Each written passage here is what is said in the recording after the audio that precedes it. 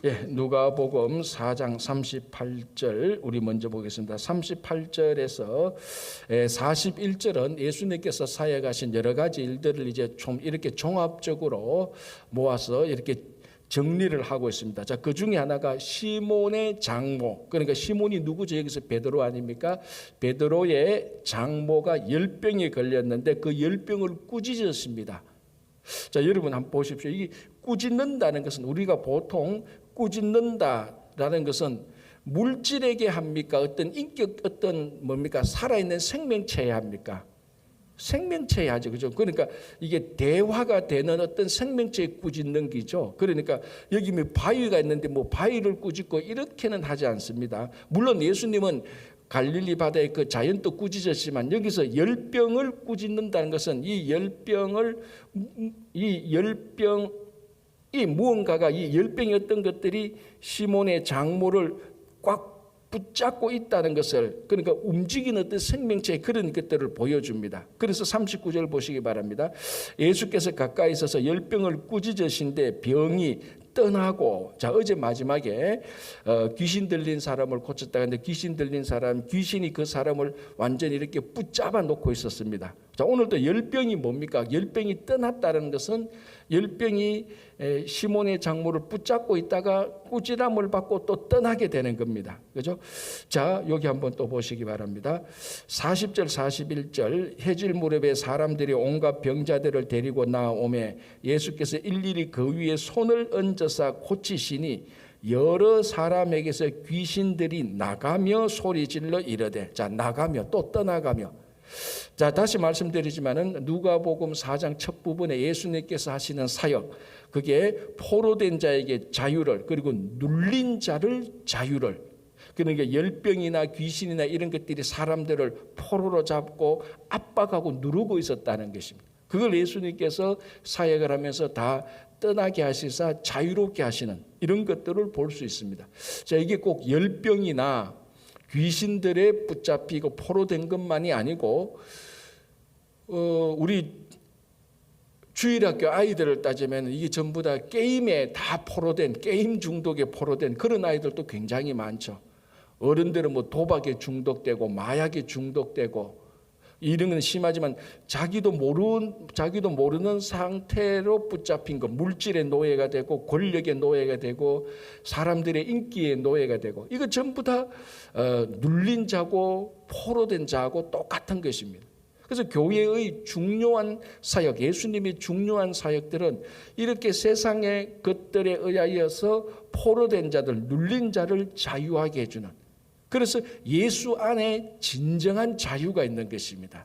예수 안에 진정한 자유. 그래서 예수님께서 이 사역을 열병을 떠나게 하시고 귀신들을 떠나게 하셔서 그 사람들을 치유하게 해주는 이런 것들을 볼 수 있고요.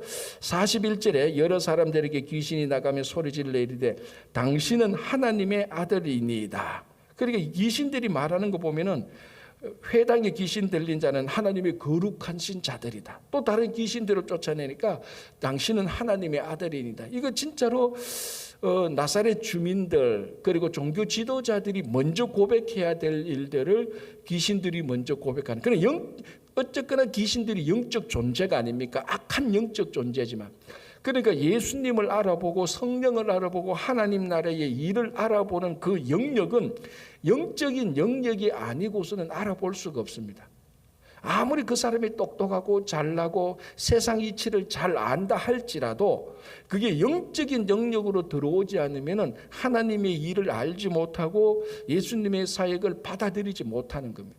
비록 그것이 악한 존재였지만도 영적인 존재로 들어올 때는 이제 거기서 영적인 일을 알아보는 겁니다. 물론 그렇다고 해서 영적인 일을 알아본다고 해서 악한 영적 존재가 좋다 올바르다 그런 건 전혀 아닙니다. 이런 것들은 당연히 쫓겨나가야 되는 것이지만 우리가 이런 악한 영적 존재가 예수님이 누군가를 알아보는 것을 통해서 하나 알아야 될 것은 이 성경이 말씀하시고 하나님의 나라가 이루어지고 교회가 사역하는 일들의 영역들이 영적인 영역이라는 것입니다. 그런데 이제 또 어떤 사람들은 이 영적인 영역에서는 세상적인 어떤 상식적인 것을 무시해도 된다라고 생각하는 사람들이 있는데 절대로 그런 것은 아닙니다. 자, 상식적인 일이 있는데 이것을 초월한다는 거하고 비상식적인 일하고는 완전히 다릅니다. 가끔 이제 가슴 아픈 것은 영적인 일에 매진한다는 사람들이 비상식적인 일들을 행할 때 그게 문제가 되는 겁니다. 자, 더 쉽게 말하면 믿음이라는 것은 상식을 초월하는 것이지 상식을 무너뜨리는 것, 비상식적인 일은 아닙니다. 가끔 어떤 사람은 나는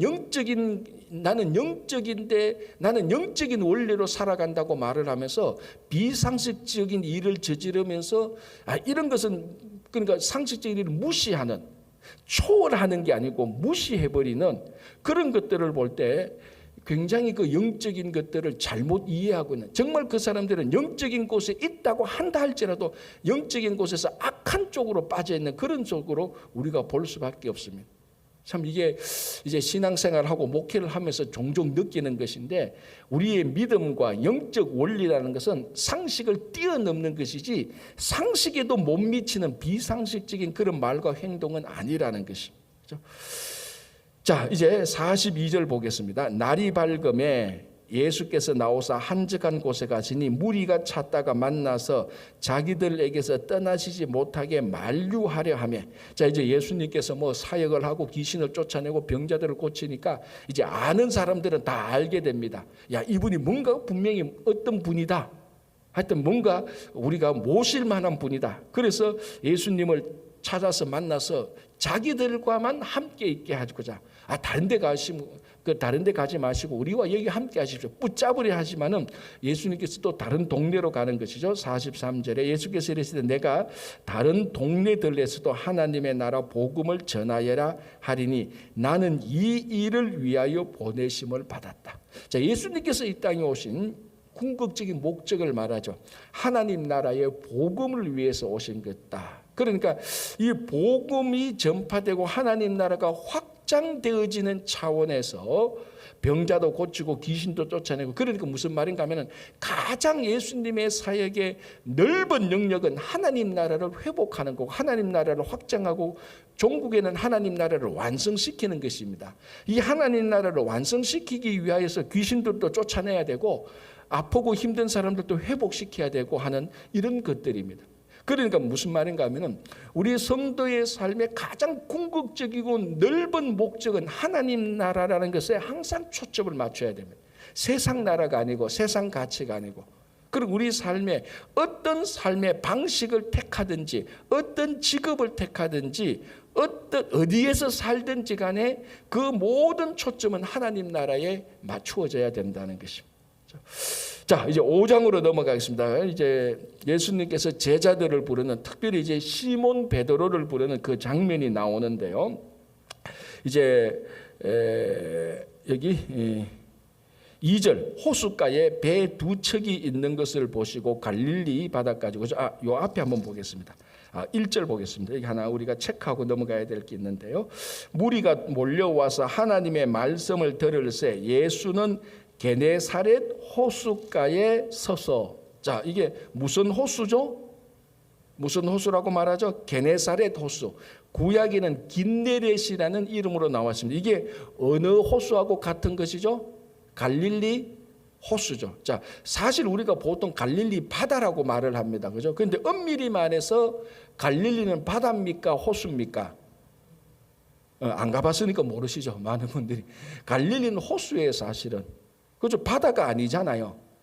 바다는 뭐 태평양, 대서양 이런 쪽으로 연관된 지중해 이런 게 바다지, 갈릴리는 사실은 큰 호수예요. 그런데 우리 성경에 많이 보면 갈릴리 바다라고 말을 한단 말이에요. 그래서 그게 틀렸다고 말하는데 지형적으로 딱 따지면 틀린 게 맞아요. 그건 호수지 바다가 아니에요. 그러나 이 고대 근동에 예수님 있을 당시에는 넓은 강이나 바다나 호수 이런 걸 전부 다 통칭해서 그냥 바다라고 말을 하는 거예요. 자기들 생각에. 강도 그냥 이게 크고 넓으면 바다예요. 그렇게 말을 하는 것이지 지형적으로 바다여서 바다라고 말한 게 아니에요. 그냥 자기들이 보기에 넓고 크면은 다 바다라고 이렇게 말을 했던 겁니다. 그러나 정확히 말하면 사실은 갈릴리 호수가 맞습니다. 호수가 맞으니까. 그런데 오늘 여기 보니까 게네사렛 호수가라고 말합니다. 게네사렛. 이게 긴네렛이란 말이고 이게 또 디베료 바다라고도 불립니다. 그러니까 그 갈릴리 호수가 이름이 여러 가지로 불립니다. 디베료 바다, 게네사렛 호수, 갈릴리 호수, 갈릴리 바다, 이게 다 똑같은 지명을 말하는데 이 게네사렛이라고 말하는 또 이유는 그게 유대인들이 다루는 하프 모양을 닮았다고 해서 이 게네사렛 호수가라고 이름을 붙였습니다. 그러니까 이거는 그냥 우리가 성경 상식으로 알아두면 됩니다. 여기 예수님께서 사역하신 것이 갈릴리 바다가 아닙니까? 그런데 왜 여기 게네사렛 호수가입니까? 이렇게 이제 질문을 할 수가 있습니다. 그러나 이 게네사렛 호수가 이퀄 갈릴리 바다 또는 갈릴리 호수입니다. 그죠? 그런데 누가복음 계속 이제 호수라고 말을 하죠. 자, 2절에 호수가에 배 두 척이 있는 것을 보시니 어부들은 배에서 나와서 그물을 싣는지라. 자, 이게 무슨 장면입니까? 이게 뭘 의미하고 있는 것일까요, 지금? 지난밤에 물고기를 못 잡고 허탕쳤다는 겁니다. 이 그물이나 싣고 우리가 딱 보면 굉장히 좀 얼굴을 보면은 좀 의아해하기도 하고 낙담된 그런 얼굴입니다. 자, 이 시몬 베드로는 그 갈릴리에서 태어나고 갈릴리에서 자라고 갈릴리에 관해서는 손바닥 보듯이 환하게 보고 있는 사람입니다. 언제 어느 곳에 물고기가 많이 있다. 물론 100% 맞지는 않겠지만은 거의 대부분 맞추는 사람인데 이상하게 지난밤에는 물고기를 한 마리 못 잡았습니다. 배 두 척이나 끌고 나갔는데 이런 일은 1년에 뭐 몇 번 있을까 말까 그런 일입니다. 그래서 그물을 싣고 있는데 예수님께서 지나가시다가 한 배에 오르면서 이제 그 배가 마침 시몬의 배죠. 배에 오르면서 4절에 그 배에 오르면서 말씀을 그 있는 무리들에게 말씀을 좀 가르치시고 4절에 시몬에게 이르시되, 자, 아직 베드로가 아니죠, 그죠? 베드로는 언제부터 베드로가 됩니까? 예수님에게 신앙 고백을 한 그때부터 예수님께서 너 시몬이라 하지 말고 베드로라고 했다. 그래서 베드로의 원래 이름이 시몬이 지금 그러니까 시몬이라고 나옵니다. 시몬에게 이르시되 깊은 데로 가서 그물을 내려 고기를 잡으라. 그래서 이 깊은 데로 가서 고기를 잡으라는 우리가 상식적으로 어제 그러니까 그 베드로와 그 사람들이 깊은 데로 안 갔구나. 이렇게 우리가 상식적으로 추정할 수가 있습니다. 자, 그런데 이게 갈릴리 바닷가에 갈릴리 그 호수가에 물고기가 많이 있는 것은 물의 흐름이 다시 만나는 물의 깊이로 말하면 물의 깊이가 한 중간되는 중간 지점에 물길이 우리가 말하면은 이런저런 다른 물이 만나는 그 지점에 물고기가 제일 많대요. 그래서 갈릴리 어부들은 예를 들어서 4월 달은 어느 쪽에 물이 좀 만나서 물이 꼬이는 그 중간 지점에 어느 곳에 고기가 많다는 것을 잘 알 수 있습니다. 그런데 오늘 예수님은 전혀 예수님의 원래 직업이 뭡니까? 어부가 아니고 목수잖아요. 그런데 인간적으로 말하면 좀 약간 주제 넘게 말을 해요, 지금. 목수가 어부한테 어드바이스를 하는 거예요. 목수가 어부한테 야, 허탕쳤지. 그것은 무슨 물고기잖아요. 깊은 데로 가서 잡아야지. 이렇게 말합니다. 여러분, 우리 자기 직업에 관해서 자기 직업이 아닌 사람이 어드바이스 할 때 굉장히 기분이 좋습니까? 나쁩니까? 나쁘죠. 네가 뭘 한다고. 자기 직업도 아닌 다른 직업을 가진 사람이 어드바이스 할 때는 굉장히 우리가 불쾌감을 느낍니다. 오늘 지금 바로 그 케이스예요. 목수가 어부에게 와서 갈릴리 어부에서 잔뼈가 굵은 이 베드로에게 와가지고 깊은 데로 가서 물고기를 잡아라. 깊은데 원래 갈릴리 바닷가에는 깊은 데에 물고기가 없는 거예요. 그리고 물고기가 낮에 안 돌아다닌답니다. 밤에 돌아다닌다. 그리고 원래 물고기는 밤에 물길이 꼬이는 중간 지점에 물고기가 많대요. 제가 연구한 게 아닙니다. 자료를 보면. 그런데 깊은 데로 가서 그물을 내려서 고기를 잡아라. 이거는 그 갈릴리에서 물고기 없는 곳으로 가서 그물을 내려치라는 말하고 똑같습니다. 백주대낮에. 자, 그래서 뭐라고 말합니까? 5절에 시몬이 대답하여 이르되 선생님 우리들이 밤이 새도록 수고를 하였으되 잡은 것이 없지만은 말씀에 의지하여 내가 그물을 내리리이다 하고, 자 여기서 말씀에 의지한다는 것도 여기는 두 가지가 있죠. 첫 번째는 당신의 말하는 그 내용들이 사실은 여기서 고기 잡는 데하고는 안 맞습니다. 그렇지만은 우리가 경험해보고 아는 대로는 그 내용이 안 맞지만은 당신이 한 말에 내가 의지해서 한번 가보겠습니다, 이 말입니다. 그러니까 이 말씀 자체가 갈릴리에서 물고기를 잡을 수 있는 콘텐츠 그 내용으로 한 말이 아니라는 겁니다. 다른 말이에요. 그럼에도 불구하고 그 말씀을 의지해서 그 말씀을 따라서 그 말씀 위에 올라서서 내가 한번 해보겠습니다, 합니다라는 겁니다. 자, 그런데 6절 7절 뭡니까? 고기를 많이 잡았죠.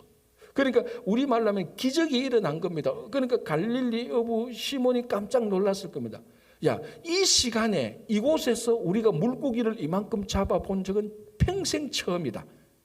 그리고 이 시간에 이곳에서 물고기를 이만큼 잡았다는 기록도, 그런 얘기도 들어본 적이 없다. 우리도 처음이다. 그러니까 난생 처음 경험을 하는 겁니다, 이런 것을.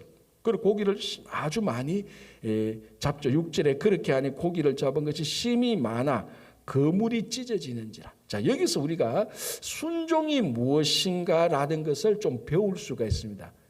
우리들은 신앙생활을 하면서도 어디에 순종하는가 하면은 어떤 명령이나 어떤 말씀이 있을 때 내가 생각하기에 정당하다고 생각할 때, 내가 본능적으로 이건 합리적인 말이라고 생각할 때 우리는 순종하는 경향이 있습니다. 자, 성경에서 말하는 순종은 그건 순종이 아닙니다. 동의지. 신앙은 하나님께 동의하는 게 아니고 하나님에게 순종하는 겁니다. 많은 사람이 순종은 안 하고 동의하면서 자기가 하나님께 순종한다고 말을 하고 있습니다. 자, 순종이 뭔가 하면은 하나님이 아브라함에게 백세 난 아들을 너가 모리아 산에 가서 바치라 할 때 그 말에 순종하는, 그 말을 따라가는 게 그게 순종입니다. 그거는 누구나 봐도 동의할 수 없는 말이에요. 동의할 수 없는 말인데 그 말을 한 분이 누구냐에 따라서 상식적으로 합리적으로 동의는 못하지만 동의하지 못하는 말을 하나님이 하셨기 때문에 이 동의하지 못하는 이 말이 아니고 이 말을 한 하나님에게 순종하기 때문에, 하나님을 믿기 때문에 그 동의할 수 없는 말을 따라가는 것, 그게 순종입니다. 수없이 많은 성도들이, 크리스찬들이 동의하는 것하고 순종하는 것하고 구별 못합니다. 순종은 별로 안 해요. 자, 여러분들도 성경에 나오는, 그리고 여러분 상황과 이런 데서 내가 동의하지 못하는 것을 순종합니까? 따라갑니까? 그렇지 않다. 다 내 상황이 이렇고 내 형편이 이렇게 거기에 맞을 때, 거기에 딱 일치할 때 순종하는 거죠. 그건 절대로 일치가 아니죠. 동의하는 거죠. 하나님은 우리에게, 하나님이 내가 이런 말을, 하나님이 이런 분이고 하나님은 이런 말씀하시니까 너희들이 거기에 동의한다면은 따라라. 그건 순종이 아니죠. 비록 너희들이 거기 동의 안 한다 할지라도 네 경험과 네 생각이 지금 하나님이 하시는 말씀하고 디서글이 동의 못한다 할지라도 이 말을 하는 분이 하나님이라는 것을 믿고 따라가는 게 그게 순종인 것이죠. 그래서 깊은 데로 가라. 이거 동의할 수 없는 내용이에요. 그런데도 뭔가 모르게 오늘 이날은 베드로가 그 말에는 동의 못하는데 그 말 한 사람의 하나에서 그 말 한 사람에 믿고 던졌는데 물고기를 많이 잡게 된 거예요. 자, 그러니까 8절에 시몬 베드로가 이를 보고 예수의 무릎 앞에 엎드려 이르되 주여 나를 떠나소서 나는 죄인이로소이다. 자, 여기서 말하는 주는 예수님을 구주 메시아로 고백하는 주는 아직 아닙니다. 보통일 때는 아주 존경하는 선생님, 이럴 때 보통 일반적으로 주님이라고 말을 합니다. 자, 예를 들면 이거 똑같죠. 저도 가끔 이제 그 밖에 나가서 모르는 사람을 만나면 아이고 선생님 어떻게 이렇게 오셨습니까? 선생님 어디가 불편하시면 선생님이라고 말을 해요. 그럼 이 선생님이란 말이 학교에서 학생을 가르치는 선생입니까? 아니죠. 그냥 내가 좀 존경하는 의미로 이 사람을 예우하는 차원으로 뭐라고 불러야 될지 모르니까 선생님 어디가 좀 괜찮으세요? 선생님 만나서 반갑습니다. 그렇게 하는 선생님이란 차원이지 이 사람이 대학교에서 중고등학교에서 학생들을 가르치기 때문에 선생님이란 말은 아니에요. 예우하는 존경하는 차원. 그러나 어떨 때는 진짜 선생님을 만날 때는 선생님이라고 말을 하죠. 교수님을 만날 때 교수라고 말하는 것처럼 여기서 8절에 아직까지 베드로가 주여라고 말을 할 때는 그 당시 존경하는 사람들, 존경하는 랍비 정도 이런 사람들한테 일반적으로 주여라고 말을 하는 겁니다. 아직까지 베드로는 구세주로서 메시아로서 그리스도로 주여라고는 모릅니다. 그런데 뭔가 모르게 이 사람 앞에서 이 온전한 사람을 만나니까 자기가 죄인이라는 기분이 확 드는 거예요. 자, 우리도 가끔 그런 사람들 있지 않습니까? 정말로 인격이 고매한 사람을 만나서 내가 딱 만났을 때 저 사람에 비해서 난 참 형편없네? 그런 게 있잖아요. 이 사람은 어떻게 이런 상황에서도 이렇게 흔들리지 않고 그렇게 인격적으로 살아갈 수 있을까? 내 참 부끄러워 라고 말할 때 그런 어떤 뭔가 모르게 우리가 이제 아우라를 느낀다 이렇게 말을 하는 거죠. 그런 것처럼 베드로가 딱 예수님을 만나니까 이분은 뭔가 모르게 우리하고 본질적으로 다른 분이구나. 자기가 그 앞에서 죄인인 걸 느끼는 겁니다. 자, 하물며 우리가 고백하는 예수님, 천지를 창조하는 하나님 앞에 섰을 때 우리가 늘 죄인임을 못 느낀다면 그건 진짜 신앙인이 아니죠. 그러나 매번 우리가 말씀을 대할 때에 십자가를 대할 때 우리는 오늘 여기서 베드로가 느낀 죄인이보다 훨씬 더 진짜 죄인을 느끼는 겁니다. 자, 이게 내가 죄인을 느낀다는 이런 내가 죄인이라는 이 생각은 한편으로서는 뭔가 모르게 네가 죄인이니까 넌 아무것도 못해, 넌 죄인이니까 입 다물고 가만히 있어, 자꾸 이거 위축감을 들게 하는 그런 죄인이 아니고, 여기 우리가 말하는 신앙 고백을 하는 이 죄인은 위축감을 느끼고 뭔가 죄인이 무슨 일을 해 자신감을 위축시키는 그런 것이 아니고, 우리가 하나님 앞에 죄인이라고 고백하게 될 때는 우리는 하나님 앞에서 겸손하게 되는 겁니다. 요거 참 우리가 구별해야 될 필요가 있더라고요. 신앙생활 하면서 신앙 상담을 쭉 해보면 목사님 나는 죄인이라서요 이것도 못하고 저것도 못하고, 여러분 그런 식의 죄의 고백은 아닙니다. 죄인이라고 고백해서 너무 막 그 위축감에서 모든 일을 못해. 가끔 어떤 분이 이렇게 하면 죄인인 제가 어떻게 그 일을 할 수 있겠습니까? 그거하고는 상관없어요. 여기서 죄인이라고 말할 때는 하나님 앞에 겸손하고, 하나님 앞에 이 겸손한 것을 사람들 앞에서도 똑같이 겸손해지는 겁니다. 자, 어쨌든 이 베드로가 뭔가 모르는 본질적으로 다른 분을 낳고 죄인이라고 고백을 합니다. 그러니까 같이 있을 수가 없다는 생각이 들겠죠. 그래서 좀 떠나달라고 이렇게 말을 하게 되는 겁니다. 자, 이제 그래서 10절에 세베대의 아들로서 시몬의 동업자인 야고보와 요한도 놀랐습니다. 예수께서 시몬에게 이르시되 무서워하지 말라. 이제 후로는 내가 사람을 취하리라. 자, 지금은 이제 물고기를 많이 취했잖아요. 그리고 난 다음에 네가 물고기를 이렇게 많이 취했는데, 오늘은 물고기를 많이 가졌는데 다음에는 사람을 많이 가질 것이다. 자, 이게 어디에서 성취됩니까? 누가복음은 사도행전하고 같은 책이라 그랬습니다. 누가복음은 1부, 사도행전은 2부. 그래서 2부에 가면 베드로가 말씀을 전할 때 그렇죠, 3,000명이 예수께로 돌아오는 거예요. 여기서 했던 말이 사람을 많이 취하게 되는, 아마 여기 물고기가, 그래서 누가 그러더라고요. 이거는 그냥 하는 말인데, 여기 물고기가 3,000마리 물고기를 잡았다 이렇게 말을 하더라고요. 왜?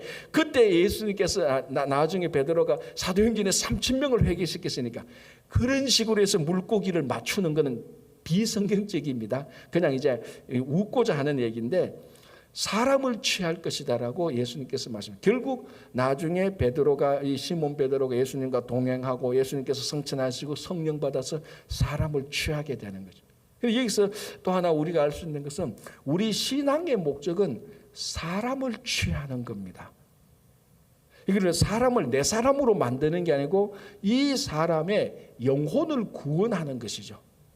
그러니까 우리 교회의 목적은 사람이 영혼을 구원하는 것이 영원히 1번되는 목적입니다. 어떤 상황과 어떤 형편에서도 제일 중요한 사역은 사람을 취하는 겁니다. 죄인을 취해서 구원받는 사람으로 만드는 겁니다. 자, 이게 무슨 말인가 하면, 그래서 우리 신앙의 목적은 사람을 이용하는 것이 아니고 사람을 세워주고 영혼을 구원하는 것입니다. 가끔 이제 우리가 하다 보면, 어떤 사역을 하다 보면은 사람을 다치게 하고 사람을 잃어버림으로 말미암아서 일을 하려고 하는 그런 경우도 가끔 생깁니다. 그때는 참 우리가 분별을 잘해야 되는 것이, 우리가 혹시나 이 사람을 이용하는 것은 아닌지, 내가 어떤 사람을 이용해서 사역을 이룬다면 그거는 잘못된 것입니다. 우리의 목적은 사람을 취하는 겁니다. 영혼을 구하는 겁니다. 그래서 베드로에게 사람을 취한다라고 말합니다. 11절, 그들이 베드로를 육지에 대고 모든 것을 버려두고 예수를 따르니라. 자, 이게 이제 배와 거물을 버려두고 나중에 부친을 버려두고 제자들이 예수님을 따르는, 그 당시에 제자들이 훌륭한 랍비들을, 선생을 만나면 그 선생의 제자가 되고자 따라가는 바로 그 모습하고 똑같습니다. 자, 우리가 여기서 또 한 가지 알 수 있는 것은, 예수를 따라간다는 것은, 예수님을 따라간다는 것은 무엇이 반드시 어떤 일이 이루어지는가 하면은 이 세상에서 가지고 있었던 것을 포기하는 일이 반드시 일어납니다. 그게 무엇을 포기할지, 얼마만큼 포기할지는 각자에 따라서 다를 수가 있지만은, 근본적으로 예수를 따라간다는 것은 지금까지 내가 움켜쥐고 있던 것을 그대로 지고 그대로 가지고 예수님을 따라갈 수 있는 방법은 없습니다. 예수를 따라간다는 것은, 다른 말로 하면 우리가 신앙생활을 한다는 것은 정도의 차이는 있겠지만 반드시 예수님을 따라가기 위해서 버려야 되는 것이 반드시 생깁니다. 그런데 오늘 이 제자들은 누가 하는 말입니다. 모든 것을 버려두었다라고 말해요. 예수가 그 모든 것보다 더 귀중한 거니까. 세상의 모든 것을 가지고, 이것도 가지고 예수님 또 따라가고, 그런 일은 절대로 생길 수가 없습니다. 그래서 우리가 앞으로도 보겠지만, 예수님을 만난 사람들이 예수님을 만났을 때마다 자기들에게 포기하는 일들이 계속해서 나타나게 되는 겁니다. 그런데 이제 그때마다 우리가 한번 보고요.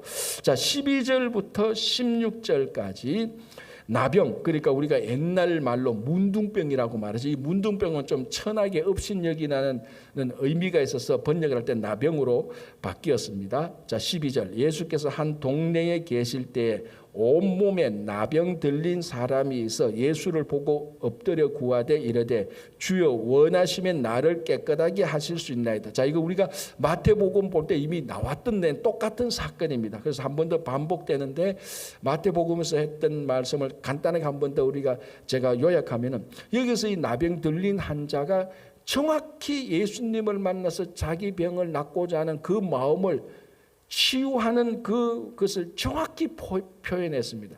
물론 자기가 이 나병에서 치유되기를 원하죠. 그러나 자기가 이 나병에서 치유되기를 원한다고 해서 나병에서 치유됩니까? 그렇지 않잖습니까? 모든 환자들이 다 그 병에서 낫고자 하는 마음은 있지만 다 낫는 건 아닙니다. 그런데 오늘 이 나병 환자가 뭐라고 그럽니까? 그 앞에 나와서 주님, 내가 이 병 낫기를 간절히 원하는데 나를 좀 고쳐주십시오. 이렇게 말합니까? 아니죠. 뭐라고 말합니까? 주님이 원하시면, 내가 간절히 원하는 것은 그건 당연하지만, 그럼에도 불구하고 주님이 원하시면, 주님이 내가 고침을 받기를 원하시면 고쳐주십시오라. 그러니까 포커스가 자기가 아니고 주님에게로 돌리는, 이것은 굉장히 예수님께서, 그래서 금방 보십시오. 13절에 예수께서 손을 내밀어 그에게 대시며 이르시되 내가 원하노니, 네가 원하노니가 아니고 예수님 내가 원하노니 깨끗함을 받아라. 그러니까 우리가 하는 일에, 우리가 어떤 일을 해야 되고 어떤 사역으로 나가야 되는 것만, 예수님께서 원하시는 일들, 내가 원하는 것이 아니고 예수님께서 원하시는 일들, 그게 우리 신앙인들의 궁극적인 목적입니다. 나중에 겟세마네 동산에서 예수님께서 뭐라고 말씀하십니까? 자기는 십자가를 안 지고 싶은데 아버지의 뜻이거든, 하나님께서 원하시면 십자가를 지는 것하고 똑같습니다. 그렇죠? 자, 13절 예수께서 손을 내밀어 그에게 대시며 이르시되 내가 원하노니 깨끗함을 받으라 하신데 나병이 곧 떠나니라. 자, 여기서 무엇이 중요하죠? 또 나병 환자에게 손을 댔다는 겁니다. 나병 환자 문둥병은 이건 저주받은 병이기 때문에 부정 환자이기 때문에 손을 대면 접촉하면 됩니까? 안 됩니까? 원래 안 되는 거죠. 그리고 예수님께서 접촉 안 하고도 고칠 수 있습니다. 나중에도 보면 말씀으로 고치는 경우가 굉장히 많지 않습니까? 그 다음에 중풍병자 나오는데 중풍병자는 그냥 죄사함을 받아대서 그냥 고쳐버리는 겁니다. 가장 손대면 안 되는, 손을 대서는 안 되는 병이 바로 이 나병 문둥병이에요. 병 가운데서도 가장 저주받았다고 사람들이 생각하는 병이 나병입니다. 문둥, 왜? 피부가 더러워지니까 시각적으로 가장 불쾌하잖아요. 그런데 예수님께서 내가 원하노니 깨끗함을 받아라 이렇게 말하고 의도적으로 그 사람에게 손을 댑니다. 율법을 뛰어넘고 있는 거죠. 손 안 대도 되는데, 터치하는데. 그래서 율법에는 왜 부정한 자에게 접촉하지 못하게 하는가 하면 부정한 자를 접촉하면 접촉한 사람도 부정하게 되니까. 자, 그러면은 예수님께서 나병 환자에게 접촉했는데 예수님께서 부정한 자가 됩니까? 안 되는 거죠. 이게 바로 예수님이 또 누구인가라는 것이 나타나는 겁니다. 또 우리가 이거하고 똑같습니다. 교회와 성도가 세상과 접촉은 하지만 예수님께서 나병 환자와 접촉은 하지만 나병 환자처럼 부정해지지 않는 것처럼 교회와 성도가 세상과 접촉은 하지만 세상처럼 부정해지지 않는 것이요. 그래서 예수님은 세리와 죄인들과 창기들과 늘 접촉하고 있었지만은 세리와 창기들처럼 예수님께서 더러운 사람은 안 된 겁니다.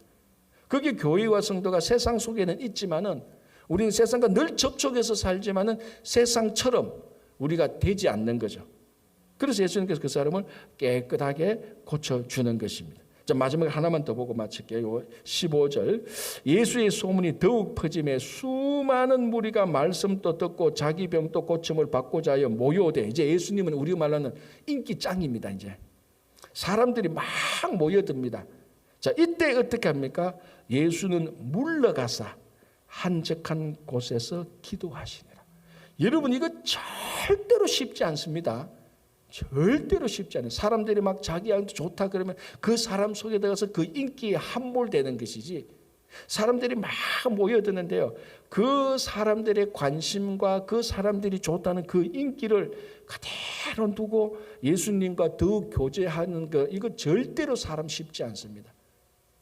여러분, 그 심리학자 아돌러 심리학에 있어서 마지막 인간의 욕구가 있지 않습니까? 기본적인 본능적인 욕구에서 사회적인 욕구에서 가장 마지막에 있는 욕구가 뭔지 알죠?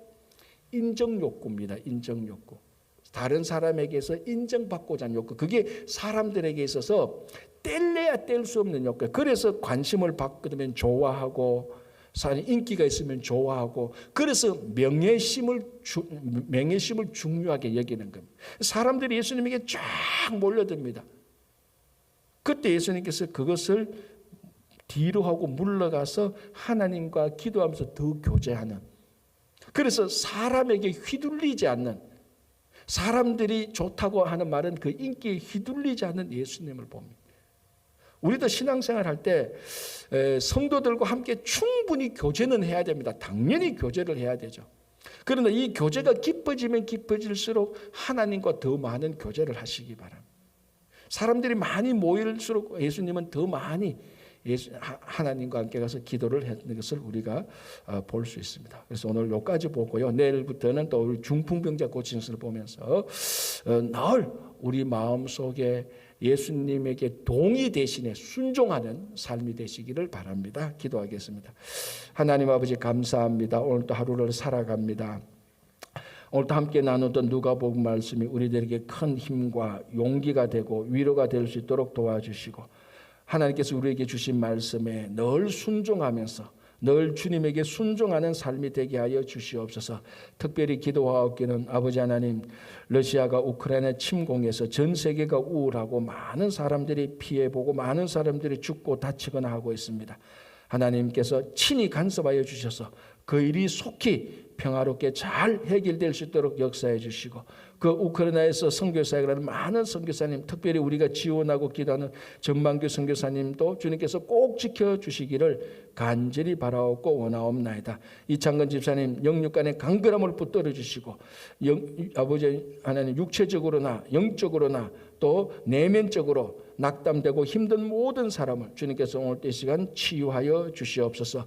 우리 자녀들, 가정, 그리고 일터에도 오늘 주님의 충만한 은혜가 함께할 것을 믿으며 예수님 이름으로 기도합니다.